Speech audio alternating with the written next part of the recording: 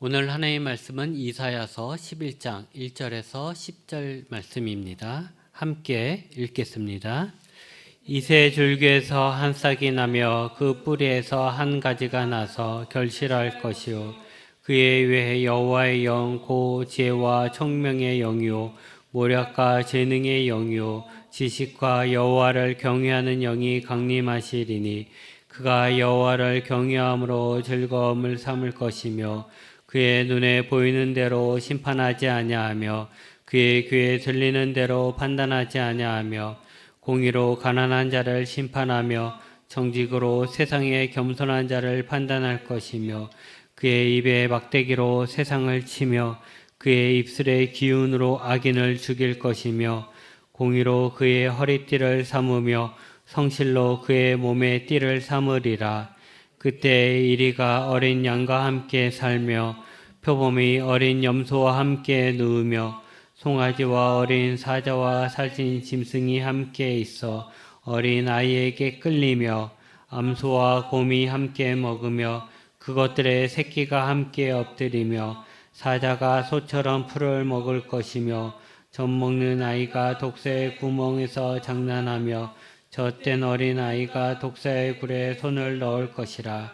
내 거룩한 산 모든 곳에서 해됨도 없고 상함도 없을 것이니 이는 물이 바다를 덮음같이 여호와를 아는 지식이 세상에 충만할 것임이니라. 그날에 이새의 뿌리에서 한 싹이 나서 만민의 기치로 설 것이요 열방이 그에게로 돌아오리니 그가 거한 것이 영화로우리라. 아멘. 오늘은 12월 첫 주일입니다. 그리고 2023년의 마지막 달입니다. 세월의 빠름을 다시 한번 느끼게 됩니다. 어떤 사람에게는 이룬 것도 없이 흘러가는 세월을 보며 안타까워할 것이고 어떤 사람에게는 새로운 해에 대한 기대감으로 들뜨는 달이 되기도 할 것입니다. 그러나 뭐니 해도 12월 하면 성탄절이 제일 먼저 생각납니다.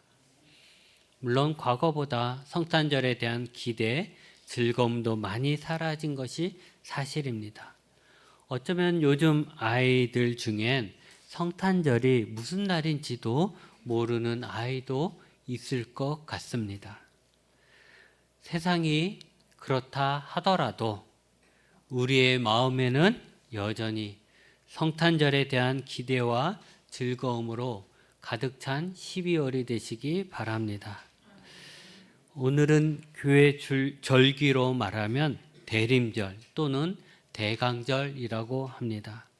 대림절은 예수님이 이 땅에 오시기를 기다리는 시간입니다.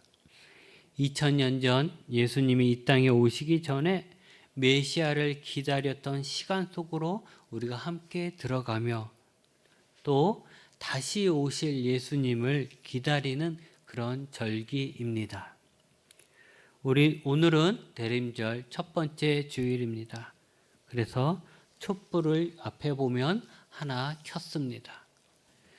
대림절의 기간은 총 4주입니다.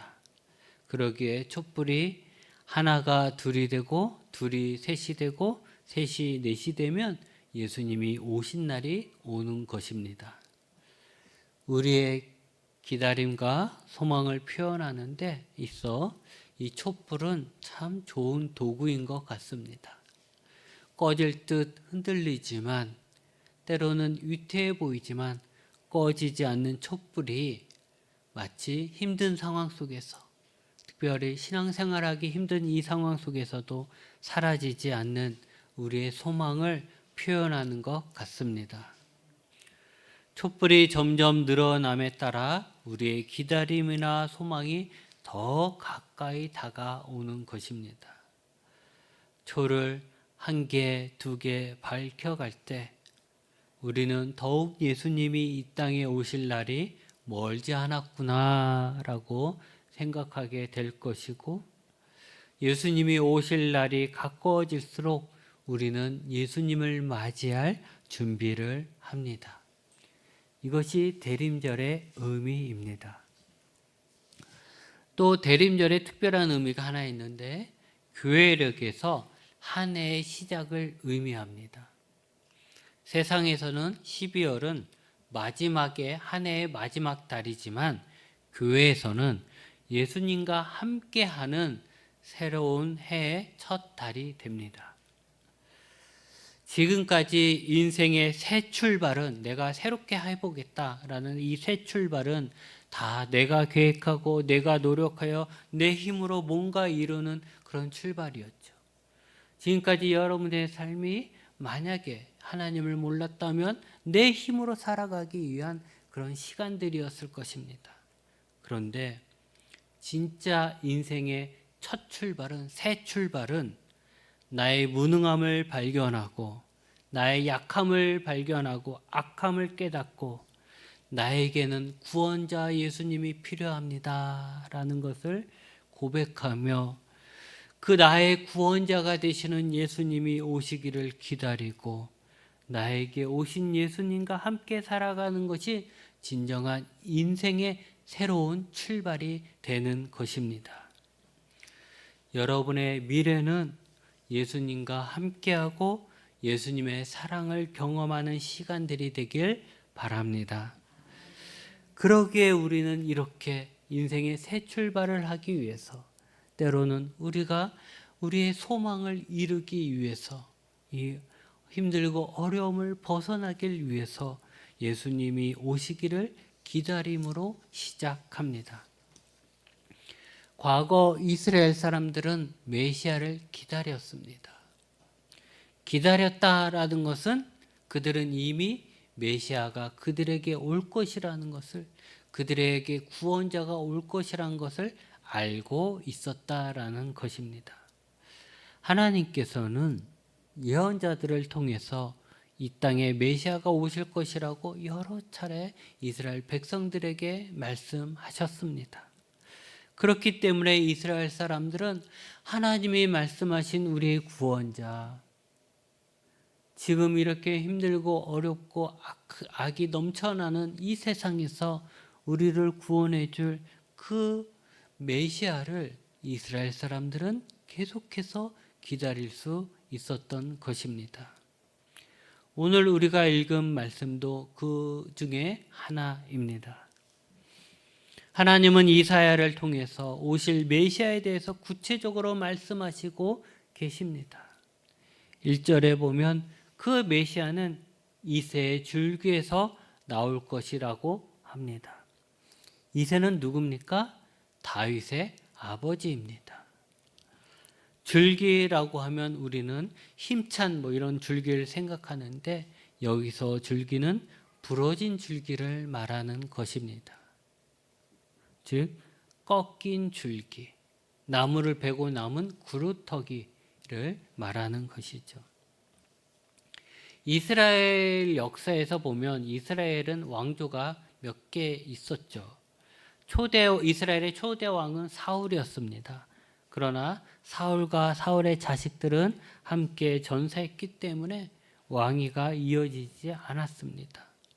사울 다음으로 왕이 된 사람이 바로 다윗입니다. 그리고 그로부터 다윗의 자손들로 계속해서 왕위가 이어져 있습니다. 그래서 이것을 다윗 왕조라고 합니다. 물론 이스라엘이 솔로몬이 죽고 그의 아들 르호보암 때 남과 북으로 갈라졌죠. 그러나 그래서 이 다윗 왕조는 남쪽 유다에서 계속해서 이어지고 북이스라엘은 여러 왕조가 생겼고 서로 죽이고 반란을 일으키고 이렇게 했습니다. 그래서 북이스라엘은 왕조가 여러 번 바뀌다가 멸망했고 남유다로 인해서 다윗 왕조가 계속해서 멸망할 때까지 다윗 왕조가 다윗의 자손들이 이제 왕이 되었던 것이죠.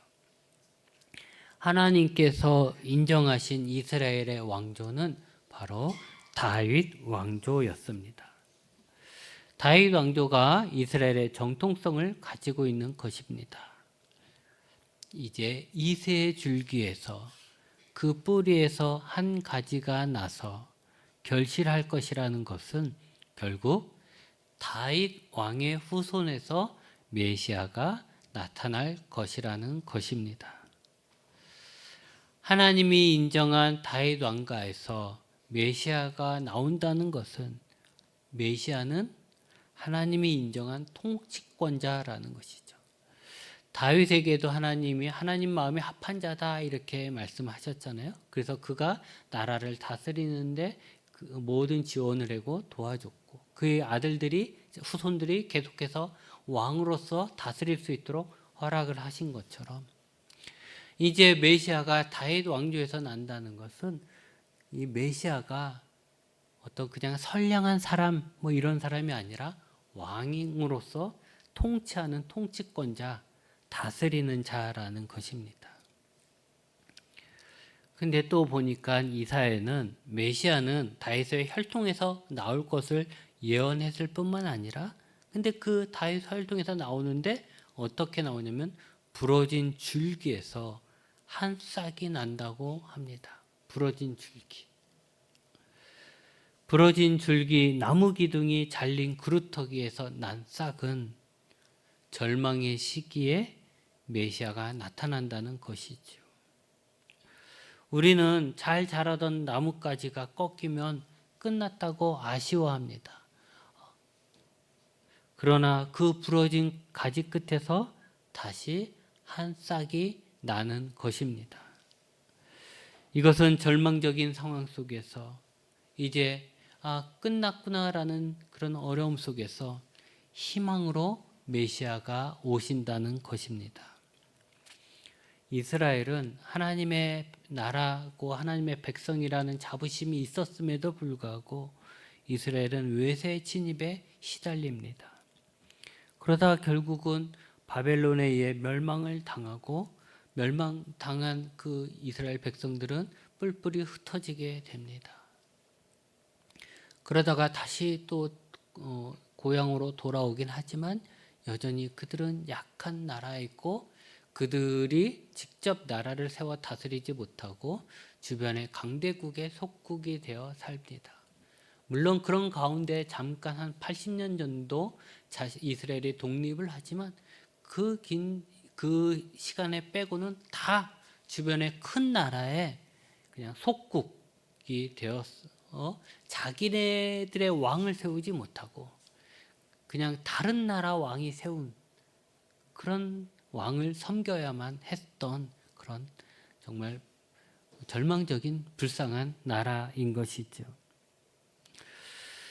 그들은 자신들의 왕, 하나님이 인정한 자신들이 인정한 왕이 없었기 때문에 그들의 삶은 비참할 수밖에 없습니다. 힘이 없는 사람은 포악한 자들에게 시달릴 수밖에 없었습니다. 하나님을 두려워하지 않는 왕은 모든 악이 판을 치게 했습니다. 정의는 사라지고 힘이 곧 정의가 되어버렸습니다. 하나님의 법이 그들에겐 있었지만 하나님의 법은 지켜지지 않으며 하나님을 섬기지도 하나님을 기뻐하지도 않았습니다. 그렇게 어두운 때에 싹이 나는 것입니다. 처음에 사람들은 이 싹을 알아보지 못했습니다. 너무 여린 것이죠. 너무 볼품이 없는 것입니다. 강한 적과 싸우려면 다윗처럼 싸움에 능한 용사가 나타나야 하는데 여린 싹이라뇨. 아무도 거들떠 보지도 않았습니다. 그러나 2절에 보면 그 외에 여호와의 영이 강림하십니다. 그 영은 지혜와 총명의 영입니다. 그에게 지혜와 총명이 생기는 것입니다. 그러기에 그는 이제 바른 판단을 가지고 어려운 일을 헤쳐나가며 백성들을 잘 다스릴 수 있는 그런 능력을 갖게 되는 것입니다. 또한 모략과 재능의 영입니다. 이것은 군대를 지휘할 수 있는 영이고 업무를 잘 처리할 수 있는 능력입니다. 그 나라의 번영을 이룰 수 있는 능력인 것이죠. 또한 지식과 여호와를 경외하는 영입니다. 그는 하나님에 대해서 잘 알고 하나님을 경외할 것입니다. 여러분, 이사야는 암울한 시기를 앞두고 있는 이스라엘 사람들에게 희망의 예언을 하고 있는 것입니다. 지금 이사야가 하는 예언을 듣는 사람들은 아직 이 메시아가 오지 않았어요. 그래서 이 사람들은 삶은 여전히 암울하고 힘들고 왕이 끊어지고, 그래서 이제 다 끝났다, 우리 민족은 끝났나 보다 생각할 만큼 비참할 때, 왕이 없어서 악이 득세하고 힘없고 가난한 자들은 억울할 때, 그럴 때 이 메시지를, 희망의 메시지를 듣고 이 메시아, 자신들을 구원할 이 왕을 기다리게 되는 것이죠.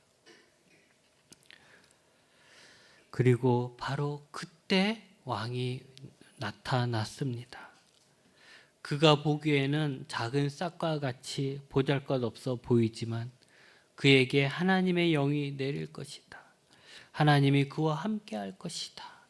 그래서 그는 진심으로 여호와를 경외하며 공정한 심판을 내리며 악을 징계하고 성실하게, 백성들을 성실하게 다스릴 것이다 라는 것입니다. 그때에는 6절에서 8절의 말씀과 같이 이리와 양이 함께 살며 표범과 어린 염소, 사자와 살찐 짐승, 암소와 곰이 함께 살며 함께 누우며 함께 있고 함께 먹을 것이고, 어린아이가 독새의 굴에 손을 넣고 장난도 칠 거라고 말합니다. 이건 무엇을 말할까요? 더 이상 힘 있는 자가 힘 없는 사람을 억압하지도 착취하지도 않을 것이라는 것입니다. 약자가 강자를 두려워하지도 않아도 됩니다. 곧 진정한 평화의 시대가 오는 것입니다. 메시아가 오면 이런 진정한 평화의 시대가 올 것이다 라고 말씀하고 있는 것입니다. 그리고 그것이 가능한 것은 9절에 보면 물이 바다를 덮음같이 여호와를 아는 지식이 세상에 충만하기 때문입니다. 여러분, 바다를 보십시오. 바다 보면 물이 가득하지 않습니까? 말 그대로 충만합니다. 근데 이 세상에 하나님을 아는 지식이 그렇게 가득하다는 거예요. 그럼으로써 평화의 시대가 열린다라는 것이죠. 결국에는 메시아는 더 이상 이스라엘만의 메시아가 아니라 만민의 메시아로 설 것이고 열방이 그에게로 돌아올 것입니다. 이 예언을 들은 이스라엘 사람들은 메시아를 기다립니다. 나라가 망해도 그들이 포기하지 않는 것은 그들에게는 이 메시아에 대한 약속이 있고 그들은 이 약속을 믿고 기다리기 때문입니다.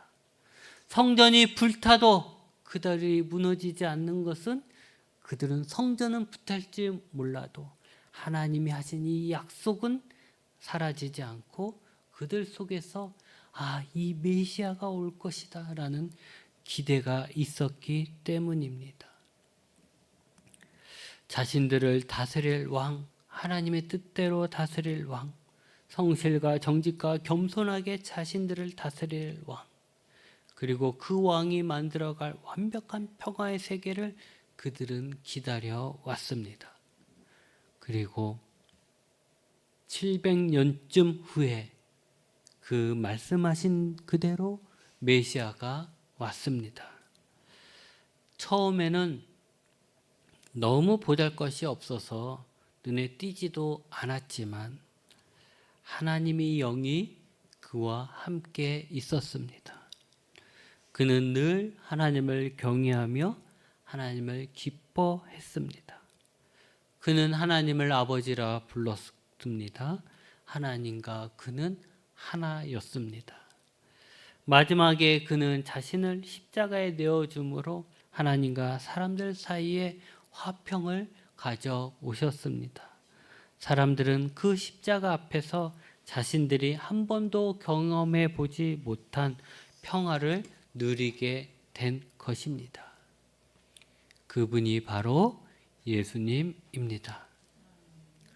여러분, 예수님이 오신 지 2000년이 지났습니다. 우리가 사는 세상은 아직도 정글과 같습니다. 강한 자가 약한 자를 잡아먹습니다. 99개를 가지고 있는 자가 100개를 채우기 위해서 1개밖에 없는 자의 것을 빼앗습니다. 그래도 힘없는 사람들은 아무 말도 못하고 살아갑니다. 아직도 유전무죄, 무전유죄라는 말이 통용되고 있습니다. 이제는 권력이 있으면 무죄가 되고 권력이 없으면 유죄가 되는 세상입니다.